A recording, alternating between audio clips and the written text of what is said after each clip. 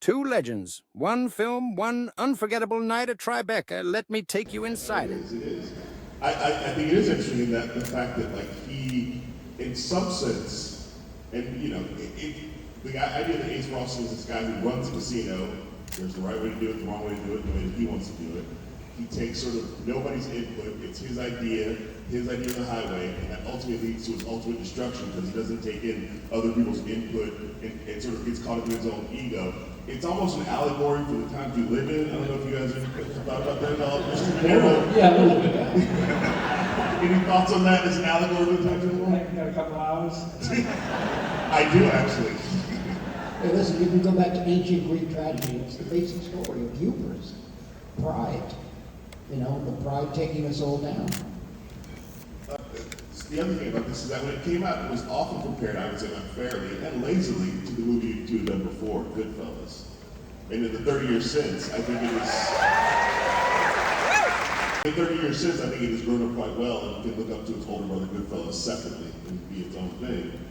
What was it like to you? Do you see the connection people made between this movie and Goodfellas? For me, I mean, use the word challenge. The idea was to take, I'd say, the last 15 minutes before he gets arrested and Goodfellas and make that one film. In other words, take it even further and just go, you know, to the point where can we sustain a certain style? The style comes from Goodfellas. It comes from basically storytelling. And storytelling is a person telling a story. And you get that from a street corner. You get some of the best actors we ever knew were the kids who grew up around telling stories in the street. And that leads to, you know, engaging an audience when you tell a story, just one person singing, and then ultimately stand up. You know, this is the key. And Goodfellas is like a stand-up routine. Now you take it and extend it to see how far we can stretch. You know, until it all blasts away, you know. And that also for me is a reflection of our culture at this point. And that was what, 30 years ago? So it goes even faster now. Well, and when you just mentioned stand-up, I do notice as a stand-up comedian myself that there are a lot of stand-up comedians in the film. Was that on purpose to cast all those Yes, stand-ups? absolutely. Alan King. Oh, my God. Don Rickles. Yes. Don Rickles. I think to a certain extent, Don represents part of that world too.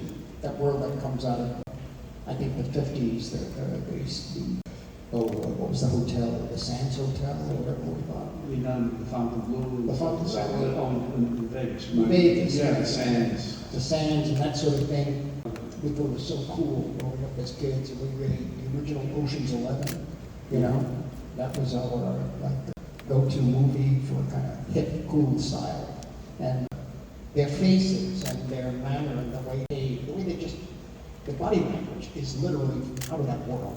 And it comes out of New York and LA and Chicago, and they're there in Vegas. You know, I don't even know if they even live in Vegas, but they're there.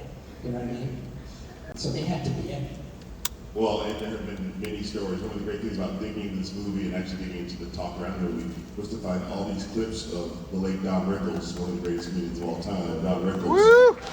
on talk shows with David Letterman, just really being mean to you, Mr. Niro, and really enjoying the meanness of what he would say things about you. Can you talk about that, right?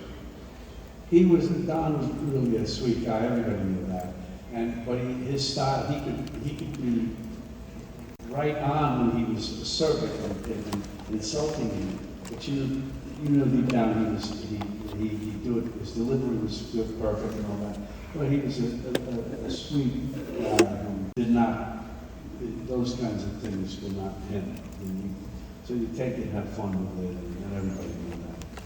I really felt there was no malice there, and there was no bad feeling. He would say things that maybe we were all thinking, maybe should have said.